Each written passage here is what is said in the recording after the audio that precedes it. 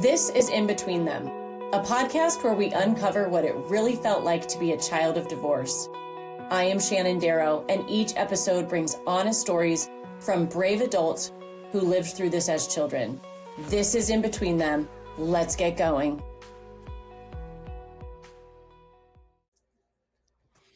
Well, hi, Devin. Thank you so much for being here with me today. I really appreciate you taking the time. You're welcome. I was looking forward to this actually a little bit, so Oh, that was good. gonna be fun. Yeah. Oh, good. I'm so glad. Well, before we get started, I just want, for you to kind of give a little bit of a high level snapshot of who you are, just so that anyone listening could potentially relate to your story or you as a person that kind of went through this as you tell your story. Well, I'm a teacher. I've been teaching for about 4 years now. So I see a lot of students, obviously, parents with divorces together, sometimes even in the process of going back and forth, maybe through divorce and back, which is even more complicated, I would say. I have one real brother, but then I have three step siblings, all of them products of divorce as well, at some point in their like childhood. Um, and yeah, I I don't know, I love sports, stand-up comedy, Oh, movies, all wow. that stuff. Yeah.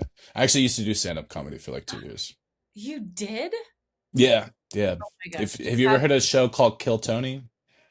What? That sounds familiar, but It's I on don't. Netflix now, but I was actually on it before when it was just like a web show. It was kind of Oh my cool. goodness.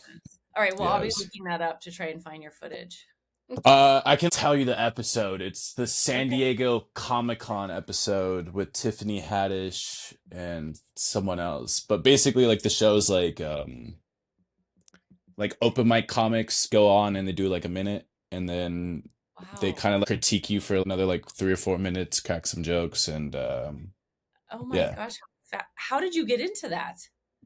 Um I actually, you know what? This is a good segue into divorce. I guess. My dad, when we separated, I would go over to his house on Wednesdays, and he would put on the Chappelle show like right when I was going to sleep. But I would like watch like while I was Mhm. awake, kind of giggling to myself. Oh, And how so I fun. always wanted to try stand-up comedy for a few years, and I enjoyed it a lot. But I realized like I don't love it. I just kind of liked it, and I don't want to take time away Yeah. from other comics who are actually trying to pursue it. And it's actually cool now because a few of them actually have specials on Netflix and stuff like Oh that. my gosh. Wow. What an Yeah. amazing insight to a very unique thing that lots of people do not do, you know? Oh yeah, it's definitely people are like, how did you even handle that? And I was like, I don't Yeah. it's just kind of like something you have to want to try to do or Yeah. otherwise you can't do it. It's kind of terrifying every single time you do it. I would imagine that it's incredibly difficult. People, Oh I yeah. think it looks really fun and easy, but I think that it's got to be one of the hardest things ever. I mean, I want to say you're just standing up and saying some jokes. I also worked on a farm for a summer. That was way harder than telling jokes. Yeah, but like, what But if some people don't laugh? That's like your whole thing. So then, yeah, but your you I, know okay, there are that many. that's There are, part of the process, right? Like, yes, I yes. mean, very few comics are stand-up level comics right away. Yeah. It takes them like 10 years to kind of even get to a point where they're ready to be like a kind of a person who could travel around the nation and stuff like that. So do your students know that you are funny? I would think a lot of my students think that I'm probably one of the funnier teachers here.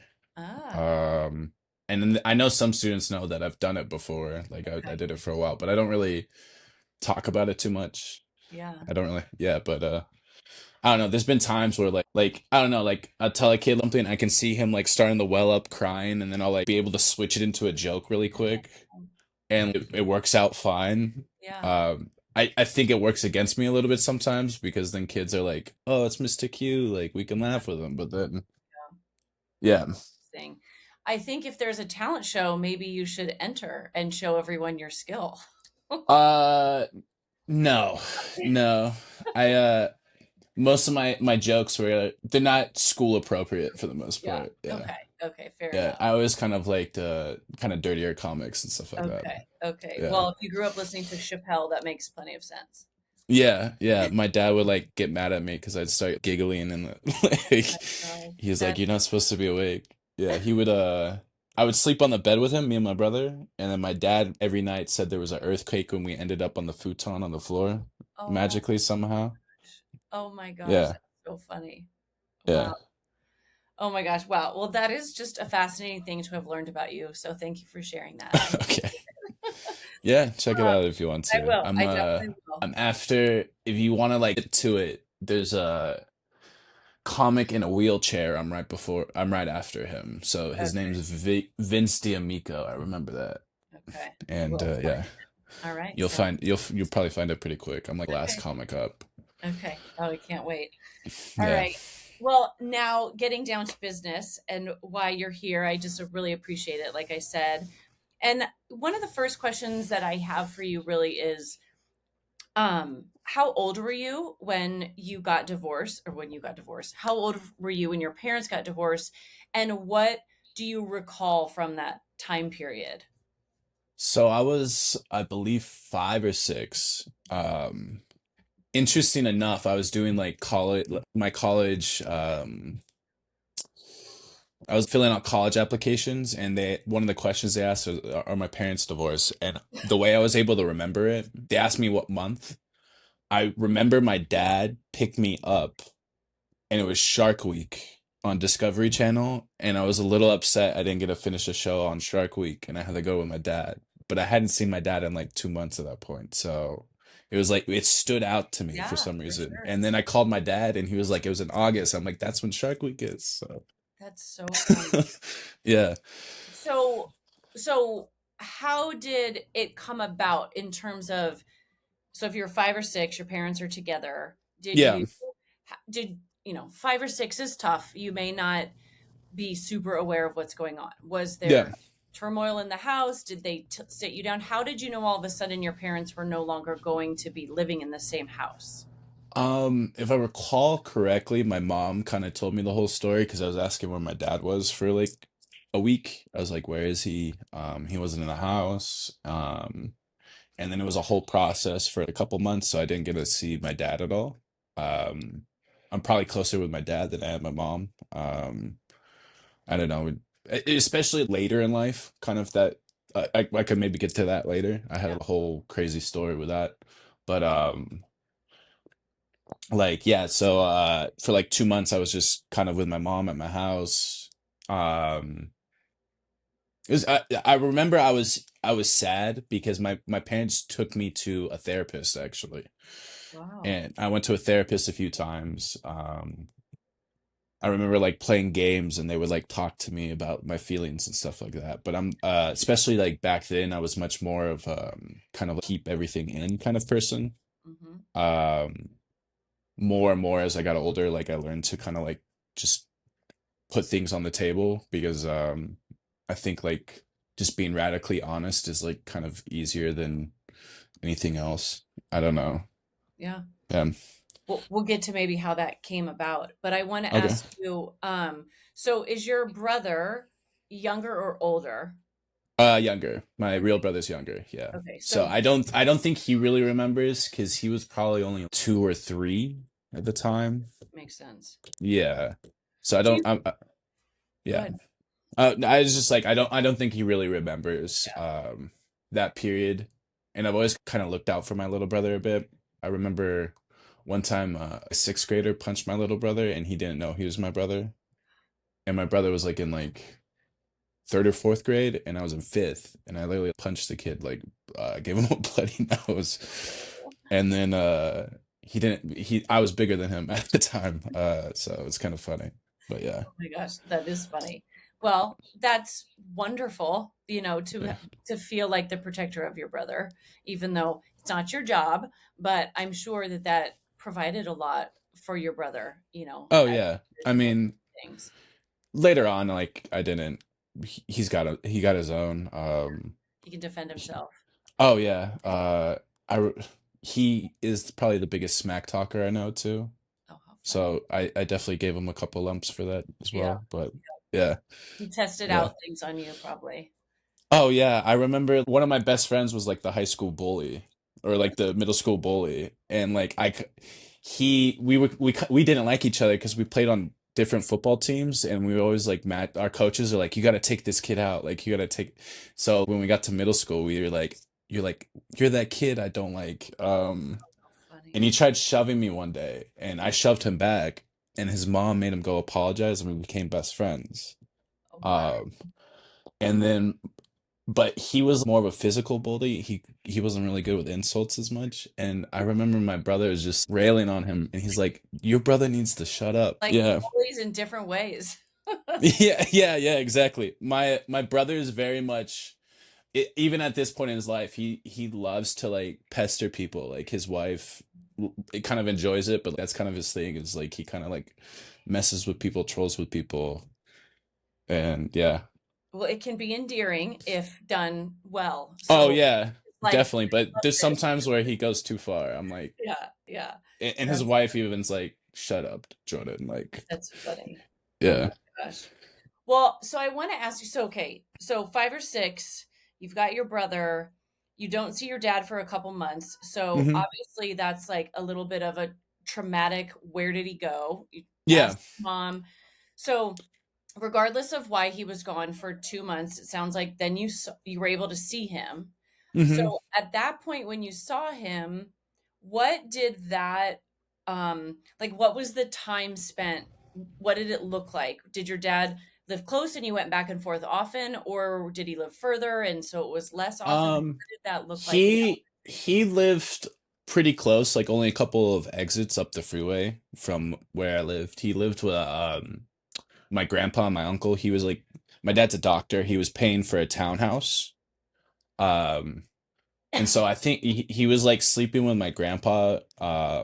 For my dad always said the divorce cost him like 10 years of his like wealth or revenue or whatever you want to call it. Yeah. Um, to get like back to on his feet.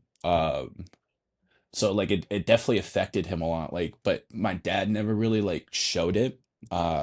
He would often like so we always see him like every Wednesday, and then every other weekend was more or less how it started off. Eventually, maybe we can get to that story later, but me and my brother eventually just only lived with him. Um, but yeah, for the first, I want to say like, let's see, that probably happened kinder, so another 6 years.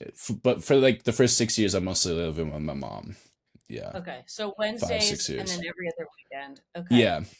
Let me ask you a question. When you said your dad said the divorce cost him 10 years of his, like basically 10 years to get back to where he would have been, or Yeah. just to re, and I think that does happen a lot. But as a child, and I don't know if you're referencing that like he told you that later or if he told you that then, but that's No, an he interesting. told me that later, and my mom even was like, I kind of took him to the cleaners with the divorce. My mom's even told me this, Yeah. so And what at does least that she do to you when you hear that?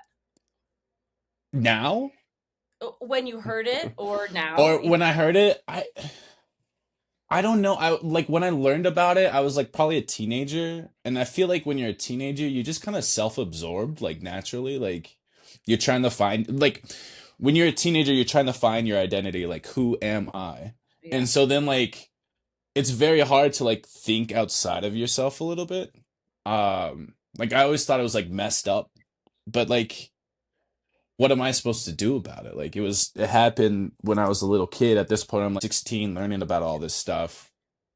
Yeah. Obviously I don't like it, but at the same time like what can I do about it? Like Right, right. yeah. It's I ask because a lot of times kids become aware of the issues or the things that make the parents mad at each other or that they're Hmm. harboring resentment or whatever. And so that can make a kid kind of they take on this adult problem. But it Oh, sounds for sure. you kind of learned about it not when you were 6 or 9 or even 12. It was much later. Um, Yeah. and so a little bit of a different perspective for sure. Yeah, So like good. what was I gonna say? Like my parents for the first couple years, like it was like here's Devin and Jordan. See it, they had a good time. See ya. If I had a sports game, my mom was in one section, my dad was in another section. They weren't together, and for the first 2 years, you could definitely feel the. I could feel the tension, like, and it was like very concerning because you just, you want like some semblance of like peace, but it doesn't seem like there's a peace or anything because there's a tension. Like you could feel it when you're getting picked up and stuff like that. And I remember we had an Easter Sunday, like brunch, and both of my parents are like, we are going to be better, more amicable. And after that, they kind of made the conscious decision, like, hey, Jordan and Devin are more important than whatever we got going on. And so they were very concerned with that, and so they made a conscious effort to be good parents and communicate better, and that whole thing.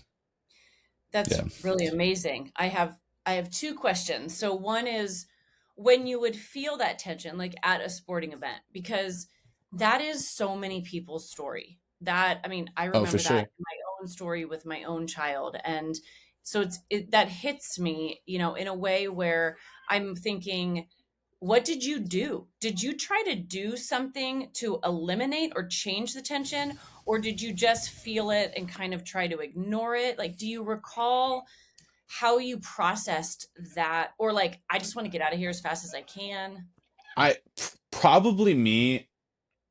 I would say if I had any emotional concern about it, like, it was, I ignored it, I pretended it didn't exist, even though I probably internalized it a lot because that's just kind of how I've always been. Like I kind of, especially when I was younger, if I had a problem, I didn't let anyone know I had a problem. I just tried to move on with my day. Um, like even now, I am like that. Um, I recently went, or a couple years ago, I went back home with my ex-girlfriend, but she was obviously my girlfriend at the time. And there was like a couple of stories that came up, like people brought up, and I didn't realize how much those bothered me until she started talking to me about it. And like, I'm sure I probably was the same way with that stuff, but I just kind of pushed it down. I do remember like one baseball game, seeing my parents kind of like separated, and I'm like, that was kind of in the back of my head instead of focusing on trying to hit a baseball or catch a baseball and Yeah. stuff like that. Like, yeah. Yeah. Yeah. I mean, I talked to someone who described that her parents wanted to be at her birthday parties. Hmm. So both her divorced parents would come to her birthday party, and she felt like as an elementary school child, she was managing and watching her parents, and if they were near each other, what they were doing, instead of enjoying her own birthday party as a kid. And it's Yeah. kind of to your point of, you're aware of your parents and the tension in the stands versus playing your sports. And I don't know what is better. Is it better in the circumstances where parents switch off, so one parent comes and the other one doesn't, so that there isn't that tension? Or do they, I mean, in a perfect world, they can sit by each other and be friendly and nice, and then you just go play your game. But that's kind of one of the big things that I don't think parents realize. They're so in their own heads about those situations, they have no concept of what that's doing to you. They just see you out on the football field playing football. They Hmm. actually don't know how aware you are of them, Oh, you for know? sure, for sure. My dad is oblivious, so I don't think my dad ever would like catch on to those things for the most part. But I'm pretty sure my mom was the one who kind of like started the whole like peace thing Yeah. because I'm pretty sure she has like a better feel for me for sure, where like she can like read me emotionally and stuff like that. Okay. And that was my next question. So you said Easter Sunday, they said we're going to be more peaceful. Yeah. Was there something that led up to that, or just that came out of the blue?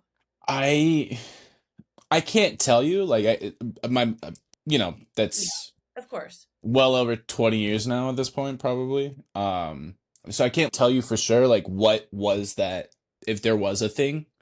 Um it I'm just probably going out on a limb and assuming they probably noticed that me and my brother were kind of, I Mhm. don't know, um, tense or like emotion in those situations. And so I think they just wanted to make the process easier for us to live our lives and them being good parents and stuff like that.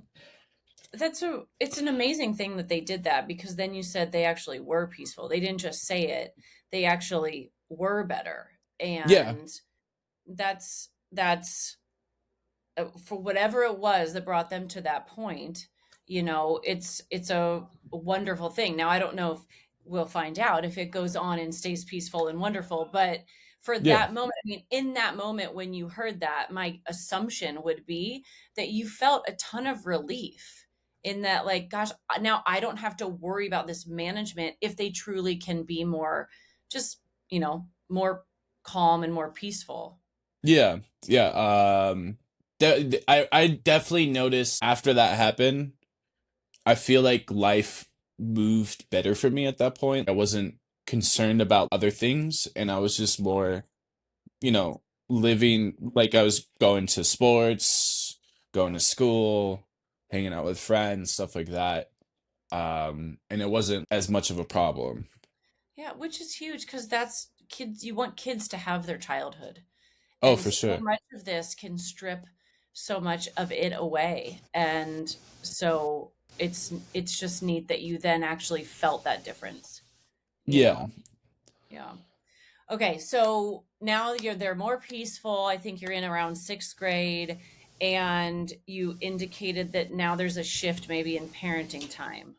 Okay, so in fifth grade, the summer of fifth grade going into sixth grade, my mom sends me and my brother to summer camp.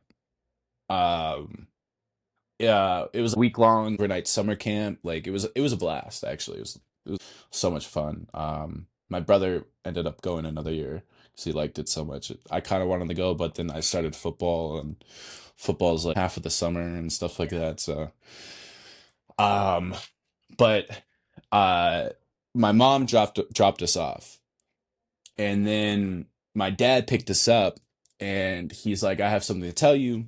And my mom had, I don't know what her crime was. She claims she was helping her friend embezzle some money and evade taxes and stuff like that. Um, I think my mom was partying and maybe there was like substances involved or something like that. But she ended up kind of running away from me and my brother for like a year and a half because she didn't want to go to jail and stuff like that for like a year and a half or something like that. And then she realized she can't continue this for forever. So she turned herself in and went to jail. So for like a good 2.5 years, 3 years, I really didn't see my mom except for maybe a couple of times. Wow. Yeah. That's Yeah. inc that is a twist I didn't expect.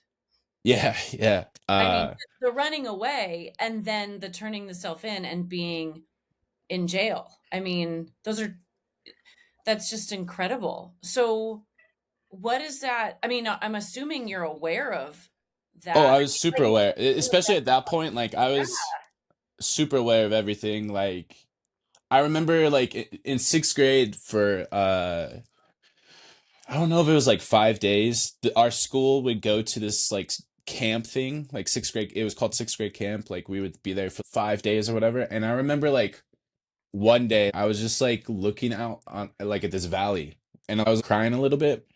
And like this girl, Tamara or Tamara, something like that. She comes up to me, is like, "Everything's fine," and I was like, "Yeah, I just miss my mom." But like, she thought was like missing home, but like she didn't know that my mom wasn't like in my life. Wow. Um, so it was like it was a big deal for sure. Like, Yeah, a huge yeah, deal. yeah, A huge yeah, deal, because I mean, aside from however your mom got into that situation, yeah. it And it's sounds like funny because I don't want to know. Like, right, I'm just right, like, it yeah, happened. I don't want to know what happened. Like, yeah. yeah. But it sounds like up until that point, you had a good relationship with both of your parents individually, Oh, so for it's sure. not like you had this like turmoil filled relationship with your mom, and then this was expected of her behavior. It was very kind of random and abrupt, Oh, for and sure. It was gone. it was such a strange experience too, because I got a girlfriend at the sixth grade or the summer camp when I was there, and I got her email, and then like she emailed me.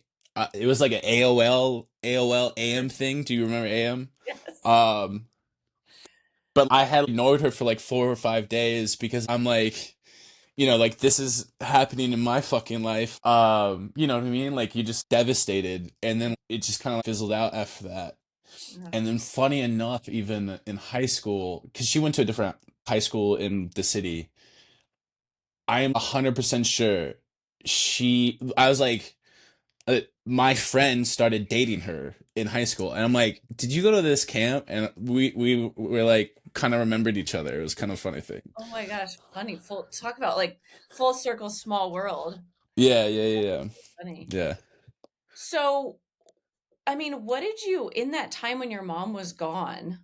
What? How did your dad help you? Did your dad help you? I mean, that's still a young age. My dad was like actively trying to help me. I wasn't letting him in because that was just me. I was like, I'm good. I'd be in my room alone. I'd be sad. But outside to the world, I didn't let people know I was sad for the most part. I remember really getting into Nirvana around then too. Maybe there was a relationship there or something like Yeah. that. Um, but like, yeah, I was very sad for sure. I would like to just like kind of chill out for an hour or two by myself because I just didn't want to deal with anything. Um, Even when my mom was in jail, my dad didn't want me to talk to my mom, so because he thought that would make me more sad. But in hindsight, I kind of wish he had done the opposite. I think it probably would have ended up better for me. Yeah. Um, and like, I think part of the reason why I did stand up comedy too is because like I would just crack jokes because like a lot of comedians are kind of like the saddest person in the room, and the only way they kind of get by is by laughing about things. Like, and I've had a few moments where it's very dark, and I just start cracking jokes because that's the only thing I Yeah. kind of know how to do. Yeah. Yeah. Did people know your mom was in jail, or was that something that you hid from people? Um, I mostly hid it from everyone. I didn't tell really anyone. So I don't think really any of my friends know. The only one that actually kind of knew was that bully kid that became my friend. Mhm. Because his dad actually went to jail. So we kind of like became closer a little bit because of that. Because like at one point his dad was in jail, but this was like I think when he was 4 or 5. Um, so yeah, we kind of were able to like kind of connect because of that Yeah. too. Yeah. Because yeah. I mean, that there are many things that kids hide from people, and a lot Oh, of for it is sure. just when kids try to hide the fact that their parents get divorced. You know what I mean? Like they Hmm. kids take on the shame and embarrassment of that a lot of times when it has nothing to do with them, but of course they don't know how to process. But something like this is that's just such a huge thing to take on, to hide from people and to manipulate probably conversations or situations where your mom isn't coming or your mom's not Oh available. yeah. And I mean, that's a lot to carry, and at that point you're probably what, 12, 13? Yeah, something like that. Something Yeah. like that. When you're like I've noticed like when you're 12, 13, you like I think parents do this a lot too, and then they don't really realize it. And I think this is why I'm like able to connect with kind of the middle school kids really well. Is like 12, 13, you're like starting to be an adult, and like in a parent's eyes, like they're still a little kid, but they're not like a little kid. Like they really know a lot about the world. Um, Obviously they're like reality skewed, like they don't really understand everything, but like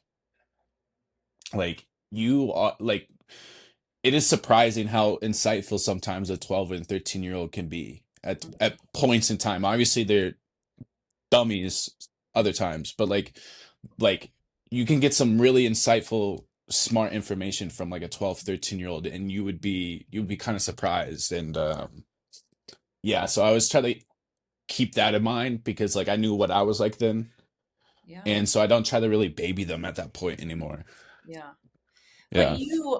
you not to digress into something just kind of more relevant to you now, but what an amazing perspective that you have for kids, in terms of what they may be going through, what they may not be talking about, what someone may not have a clue about, and to Oh, for be sure. involved with kids at that kind of pivotal age. And you're not like a threatening person. So I would imagine that you are I disagree. You charming. should see the preschoolers. They are terrified of me sometimes. Well, you are quite tall, so I can imagine Yeah. you Oh might. well, until they get to know me, then they're like, "Oh, Mr. Yeah, Q." But like, I see a lot of little kids sometimes, and they're just like hiding behind their parents when they see me. that's Um, so funny. But yeah, okay, so your mom gets out of jail, yeah. and what happens then? So my mom like met my stepdad right before. So she like I don't know the whole process exactly. I believe like she had like come back. I remember we saw her for like 2 months, 3 months or something like that before she goes into jail. And we saw her like maybe 3 times, right? And she met my stepdad kind of right before she goes to jail. Um, and so I remember actually my stepdad my dad's not a very manly man, but my stepdad was a hunter fisher dude. And he actually took us hunting like one time while my mom was in jail. So I actually saw him more than I even got to speak to my mom, which is kind of funny now. Hadn't really realized that. Yeah. Um, but like I just remember like I remember we hung out with her one day and like my mom was gonna take us back home, and I was like, wait, we're not gonna hang out with you for the weekend or whatever, like, and being really upset about it because like I hadn't seen her at all, you know? Yeah. I would imagine that that experience for your mom really changed her and impacted. Oh, yeah, like when she got back, she was not the same person. Yeah. Um, my mom's I would say pretty. She I I don't want to get into details, but I do know like some guards did some things that weren't exactly above board. Mm. Um, and like that affected me, but like it was Yeah. devastating for sure. Yeah. Yeah. So then, so you saw her, you didn't stay with her for the weekend, but what kind of I'm assuming she obviously ended up marrying the stepdad. Yeah. Oh, dang. They And almost broke that window. The basketball, sorry. no problem. So how does that come about? So she's out, she's got this boyfriend that you connected with in some way while she was in jail. And Hmm. then what becomes kind of, I guess it would be almost you going into like high school years, right? Um, let's see. I think she was back by like my 8th grade year Okay. at some point. Because I do remember going with my stepdad to like football games, and they lived in Orange County. I noticed your cell phone was Orange County. But Ignore. okay. Yep. Yeah, so he lived in Mission Viejo, and then we had to like drive down to San Diego all the time for my football games. Almost late a few times because it's so far with all the traffic sometimes. But uh I don't know, like my stepdad is very complicated. It like that story even gets, I would argue, sadder. My stepsister probably has an even sadder story than me. Like her mom is not a good person at all. Maybe I can connect her with you as well. Great. She's got kind of a crazy story. But yeah, like I my stepdad taught me a lot, but he was a very complicated person, and he kind of near the end of his life kind of drank himself to death. Mm. Um, he always lived in the past, and so it kind of taught me to just kind of live in the present, like because I think that's kind of what killed him is like he was always like thinking about his good times with his buddies, but not like concerned about like what was going on here and now. Wow. Um, and yeah, it was Could you is that something that you picked up on really acutely then? I would say I picked it up. I was aware that he lived in the past when I was, I don't know, probably like 16. Like there was a lot of things that I didn't connect though until I was a little older. Like he taught me to drive at 13 years old in Orange County freeways in like a diesel truck. Right, I was 13, like driving on the freeways in Orange County, What? Oh my god. and I like it wasn't until he was literally we're at his celebration of life, and I was like, this motherfucker taught me to drive so I could drive him when he was drunk to the liquor store. Like I had put it together then. I was only 19, but like this is who this guy was. And like he was just like at the time I was like almost happy he was like tricking himself like that. But like once he passed, I was like really sad and I felt guilty a little bit because like I was like fine with him doing that like kind of thing. Yeah. Yeah. Which again, even though you're older, that's a lot of Oh, for sure. conflict, Oh yeah. He was even like hurting my mom and my sister at the end, and I was in San Diego, and like that was bothering me when I was down in Of high course. school like my senior year. Like I was like always checking in. My brother refused to go to the house because he did not like the whole situation, whereas I felt like I had to because maybe because of that protective thing. Yeah, yeah. Um yeah, like I even had to fight him one time. That was a whole thing. Like yeah. Well, your feelings make, not that you ever want to justify, but your feelings make more sense when you add a little bit more detail. Context, yeah. Yeah, for Yeah. sure. And And yeah, I mean, that's that's a ton. mhm. So you never again like lived with your mom on a regular basis is what I'm kind of gathering. Not really. I would go for like a weekend, maybe every other weekend. Like I remember there was a point when we were in high school, we would kind of take the train up from San Diego to Orange County. They pick us up in Orange County. Okay. Um, we almost got kidnapped one time, I'm pretty sure. But I swear this we were on the train tracks and like waiting to go on the train, and there's some older dude like trying to talk to us. I was like, get away from us, dude. Like lot of crazy stories, but there's a lot of good stories in there too. Like yeah. So tell me a little bit about your relationship now with both of your parents. Um it's pretty good. Me and my mom are pretty I'm probably closer with my mom than my brother is.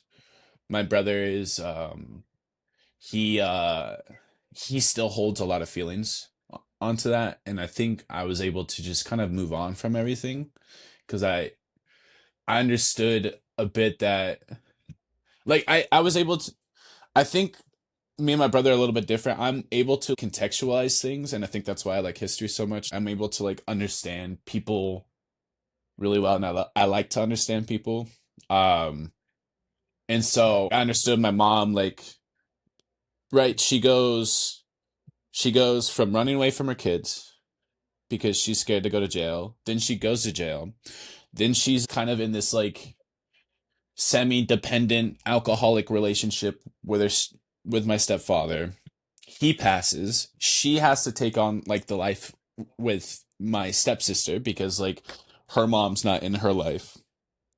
And um so like I'm more able to understand that my mom's just like a flawed human being that like just, sometimes shit happens, like you know what I mean, like Mhm. I'm sure like if she could go back she wouldn't want all those things to happen, but Right. Yeah. you know what I mean, it happened. And like I just try to keep that in mind at most times. Whereas I think my brother kind of just holds on to resentment because like parts of his childhood were like messed up because she couldn't get her shit together. I Yeah. think is like kind of his perspective, but I don't know. I would have to talk more to my brother Well, about that. I mean, his age being 3 years younger, so you were almost just on the cusp of slightly more awareness, slightly more ability to articulate things or ask questions or just process, where he was just a little bit younger probably and so could do less of that, and maybe that's your age helped you a little bit more in terms of being more like just understanding your mother is a flawed human, Yeah. and that's okay because nobody's perfect. And Oh yeah. yeah, and maybe your brother is a little more angry or emotional in some respects because he took the brunt of it in a different way because he was a little bit younger, Oh and yeah. Um, I do think too though, like when I was talking, when you asked me about like did my like dad try to help us through the whole thing, my dad tried to help, but then kind of weirdly enough, like he met my stepmom like right when that happened. She moved from El Paso straight to San Diego and kind of was like raising us. She actually had two kids back in El Paso still, and kind of like left them the house and they kind of partied like crazy, but that's a whole other thing. sorry. But like she would actually like sit by my brother's bedside and like talk to him like every night. And I think that really helped my brother a lot.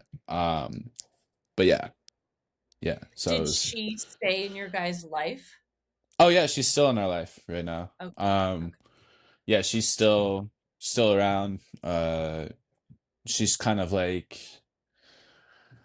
she kind of like runs the show down in San Diego for my dad. My dad is very much like a hands-off kind of guy. Like, yeah, Yeah. so yeah, she's still in our lives and stuff like that.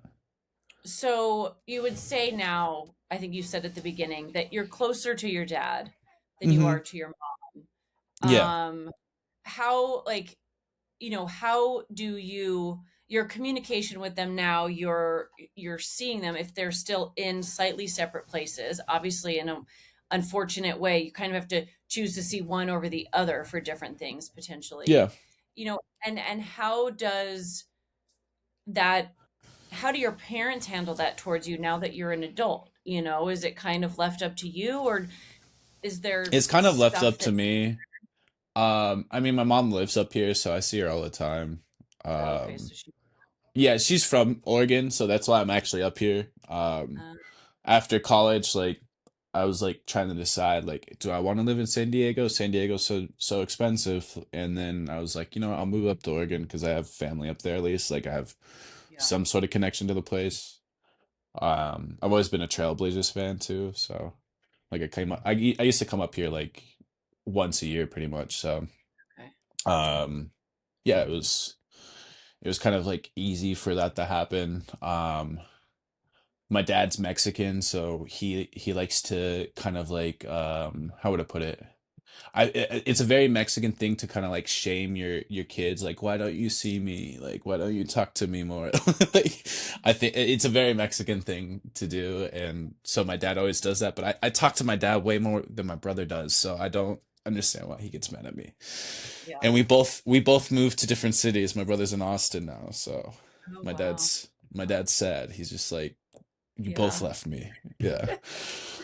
Oh my Yeah. gosh. So, as you kind of have navigated your later years, but had a lot, as a child and dealt with, kind of loss in a way too. Your mom's gone. It's not like a death, but it as a It kind kid. of a little bit is kind of like it is, right? Yeah. You can't talk to him, you can't see him, Right. like Right. yeah, like So, how do you think about relationships or parenting? Like, how has that kind of evolved in your life as you still carry that with you? So, do you notice different things?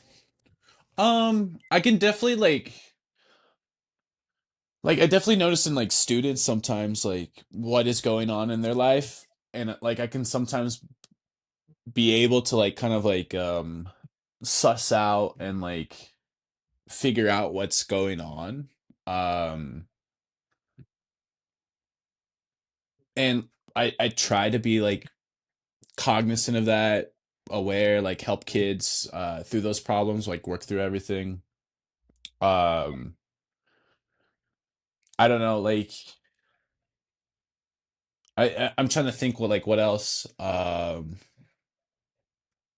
I can't really think of like maybe in my personal life it might affect me maybe in some ways, but I can't really think too much because I don't know. Like I'm very much there's this Japanese saying, it's what is it, Ichigo Ichie, which means like there's only here and now. So I always try to like keep that in mind because I feel like if you think about the future too much, you get anxiety, and then if you think about the past too much, you get remorse because Yeah. like you want so like just living in the moment is the key to like I think a lot of happiness and just life. Yeah. Well, Yeah. and that, whether that came from your stepdad in a major way or if he was just a piece of that, but that's kind of what you said, which is you saw this person basically, you know, deteriorate their own life intentionally by being stuck in the past and Yeah. kind of drinking themselves through that, and just you are always looking forward. With all the stuff that was going on, you were kind of always looking forward and not dwelling. Like, I didn't hear a lot of you kind of dwelling in some very, very difficult things as a young person. And maybe that's just kind of intuitively who you are. And Yeah, maybe that's could just be. a coping mechanism, but either way, it's kind of created who you are now as an adult. And I think that there's a lot of people that struggle to be present. So it's actually something that I would think is a really beneficial thing as long as you're still dealing with life. You know what I mean? Because Yeah. there's people can be doing both. Um and so I think though your ability to connect with kids at that really kind of complicated and difficult age is probably such a gift, and it's probably a bigger gift than you realize because you may not know how many kids by one little thing you say that you're actually giving them a little outlet or giving them just hearing them, seeing them, acknowledging them, even if you don't get into some full-blown conversation about how to help them, but there's a lot of that where kids are just kind of going about their lives. To your point, they have things going on that they're hiding from people. Oh, for And sure.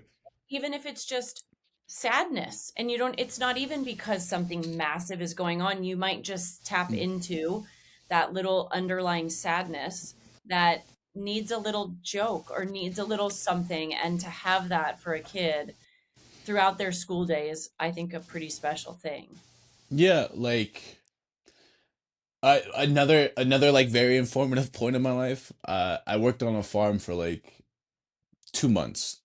It wasn't long, but it was like it meant a lot to me. My grandfather owned the farm, and so when he passed, it said four generations of farmers, and it was because I worked that farm. Oh, Um, but like I went back to serving, because I was still in college, and I remember there's just one girl. She just complained every day, every day. She's like, "This table sucks. This table, blah blah blah." Like it's all I heard for months. And wow. then one day I was just like, I don't care. And she's like, what? I'm like, everyone can't suck. I'm like, every table can't suck. I'm like, all you do is complain every single day. Is such a drag. And like this girl who had worked there for like 15 years, and the manager are like behind her, like nodding their heads like, keep going, keep going.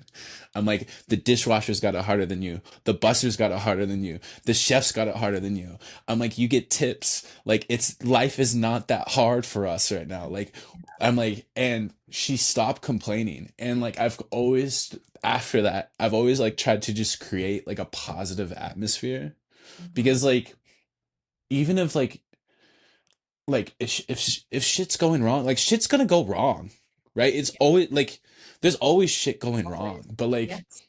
you know what I mean? Like, but like, if you're just like negative and like hating life, like it's just gonna suck more. Like, you know what I mean? Like, it's just going to. So Yeah. like, I don't know, like just enjoying even the shit sandwich that you have or whatever it is, like it's going to make your day better. Like just trying to find something that will make your day better. Like so I always try to be like that in car line in the morning. Like I'm always like, "Hey, how you doing?" Like blah blah blah. Like the reason why I'm like that is because I want kids to have a positive day, like hit the day positively. And I see some of these kids are like exhausted already out of the car, miserable, like I hate life, school sucks, everyone sucks. Like I Mhm. get that. But like I think just like being positive and like just like, hey, today's gonna be a good day, we're gonna kick ass, like that. If I can get enough people to buy in on that, everyone's gonna have a better day, right? Yeah. Like, and if everyone's negative, it's just gonna drain you. It's Yeah. just going to, like, yeah. Life is hard enough, and I just think that's a wonderful perspective, and I hope that every kid you come across can absorb some of that from you, because if you can come out of the things you went through and not have been destructive yourself and gone down a really difficult path yourself and come out of it with that beautiful perspective, that's a wonderful thing. Like you're it's almost like I feel like you're supposed to be in touch with these kids to give them something, you Oh know? yeah, like Not enough of that. yeah, I there's definitely like I know it's I know what I especially at this school, I feel like you kind of know what's going on in kids' lives a lot more. And I've had a few moments where like a kid will like tell me something because like they feel comfortable enough with me to Mhm. like tell me that, and I'll be like, "Oh my God, like that's horrible." Like and then I'll talk to like the other teachers and I'm like, "Were you aware of this?" And like most of them won't be. And then I'm like, "Okay, we got to watch for this." Like try to help them out with this. Like yeah, Mhm. and it's because like just having like that little bit of knowledge like this is happening in their life, and then like even sharing that with the other teachers, we might be able to find ways to like connect with them or like make their day better, Mhm. and or just be aware like n- I want my kids to know history and stuff like that. I do. But like history's not really important at the end of the day. Like what's important is like just being a good human being, having a good attitude, like just trying to like I don't know, Yeah. spread love. I don't know. I think that um something that's amazing is how you went through a lot of stuff. You still have good feelings about both of your parents. Um, and I find it really incredible that you don't harbor um, any like cynical outlook. And it's just, Oh, it's, I have a cynical outlook on well, certain things. I'm sure you Like do. I don't believe most governments can be good. I think most people who want to be politicians by nature are Yes. Yeah. almost but I would say I probably. don't want to go on a tangent on that way. I'm cynical about things, but Yeah. But I think what I mean is your story, it almost like doesn't add up in a way, because your story seems like it should have a very more difficult adulthood right now. But you've channeled things in such a way that I don't know, you're just a great example of what someone can do despite the kind of shit around them, and just kind of keep getting through. And that even when parents make bad decisions and really awful things happen, if kids have certain things or even some just kind of innate things in them that are allowed to grow and they can explore, and because it doesn't seem like you were like your parents never came down on you guys, and it was never about and it's a great example of when you said, they said, okay, now we're just going to be peaceful. Like they noticed something and they changed so that you guys wouldn't keep going through life in that way. And that's what Yeah. I think parents, they're so caught up in what they're going through, they actually don't even see what's happening to their kids, Oh, for and so sure.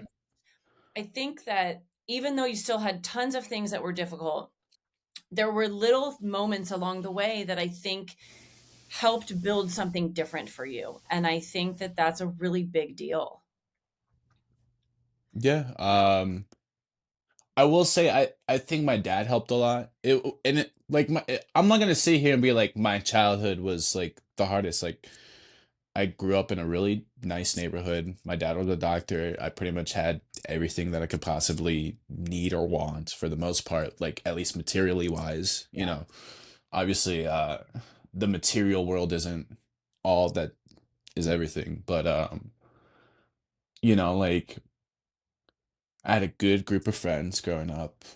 Um, like life was like good. Like there's if you want to find the bad stuff, you can find the bad stuff, or if you want to find the good stuff, you can find the good stuff. Like there's always going to be like something about some place that's going to be either one of those things. Right. And some of what might have helped was that when your mom went away and you went and lived with your dad, you had like this stable, and even before that, I guess you had a stable back and forth situation. And then you Hmm. transitioned to your dad's and you had a very consistent life. And I think that's where when kids feel a lot of instability and Oh they don't yeah. know, like things aren't predictable, and you kind of seems like you just always came back to your dad, and then we find out you have your stepmom there as well.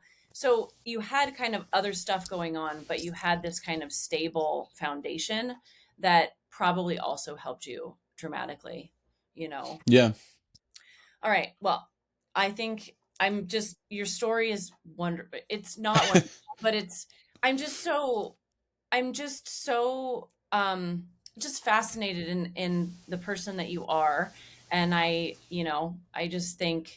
think you're just a gift to kids, and that's probably a really special thing with what kids go through. So I just, want to say that. And Thank you. I end on something not deep, dark, and depressing, but you can't say a history book that you use in school. I would love to know a recent book that you read that you think is great. And it can be history based, but it can't be something it's Recently read.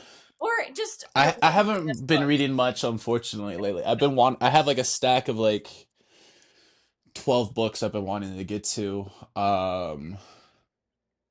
Recently I read this summer Becoming Supernatural by Dr. Hmm. Joe Dispenza. He has like this meditation technique. I've been doing meditation for like the last 4 or 5 years off and on. I don't do it. I'm not consistent with it, but meditation is like I highly recommend everyone do like 10 minutes of meditation every day. I highly recommend you teaching these children how to meditate because I agree it's a huge thing and they don't do it. I don't think I can get some of these kids to sit still for like 5 seconds. Yeah, I know. So hard. Sometimes like whatever is in their head, they just need to get out for whatever reason. I can maybe try, but I It's don't just know. it's such an amazing life skill, and I have used it and learned it because of just my own things that I have gone through and have needed to calm down about, and I wish I had known it as a kid, as a, middle school, high schooler, that I could have used it all throughout my life because I agree with you. I think it's a huge game changer. And then one book I always recommend. I love this book. It's like one of the best books. It's like a murder mystery book, but it's a history book. Yeah. It's called Eclipse of the Assassin. It's if you're into Mexican history and the drug cartel and the corrupt Mexican government, which that's like one of my specialties. It's basically about this guy named Manuel Buendia, who is this journalist in Mexico. and he is writing a series of articles. He was one of the few true journalists in Mexico. A lot of journalists in Mexico, especially at this point, are very much influenced by the cartels because of violence. I think he was actually kind of like a kicking off point for that. But he was writing this four-part series, and I believe he was, as well as the authors of this book, he was uncovering the Iran Contra affair years before it actually came out. Wow. And then he is assassinated on the day of an eclipse. And so, like, the book more or less gives you a couple of politicians in Mexico that probably ordered this hit on him, and like kind of like is on the book's unfolding. Um, it's a really good book.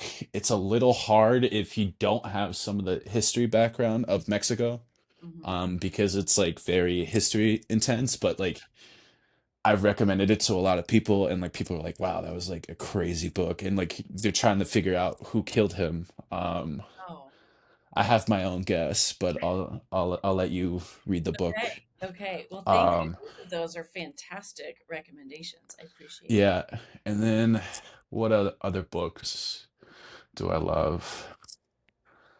I love Fahrenheit 451. Have you ever Yeah. that's like a great I should book. reread it because I read it probably in high school, maybe, and I have not. That and 1984. I want to pick both of those back up again and reread them. And then this is just a personal favorite story of mine, but I think it's shaping up to be the greatest story ever written. But I totally understand if no one wants to like read a manga or anime, watch an anime, but there's this story called One Piece. Hmm. It's an anime. I think Ben definitely knows about it. Okay. Most of the sixth graders do. But this guy named Echiro Oda has been writing this story for like well over 25 years now. It's still not finished. And I think it is one of the greatest pieces of literature like ever written. Really? Um, yeah, he'll like hint at things in like chapter 3, and then it'll come back in like chapter 700. There's like over 1,100 chapters at this point. Oh my gosh. Like he weaves like history, pop culture, all this like different stuff into it. It's like it starts off as just a goofy story about pirates. But then like the story becomes so much more than that. And it's like this story about liberation and like oppression, and it's just like goofy but like beautiful at the same time, and there's like super depressing moments, and then like points of redemption, and Oh my gosh. like some of the characters die and you're just like, what, like no, like I remember at one point I was like legitimately crying about this one character that gets killed in the book, and I'm just like, no, like he can't be dead, like Wow. Wow. yeah, it is. So when you say it's a story, where are you reading it?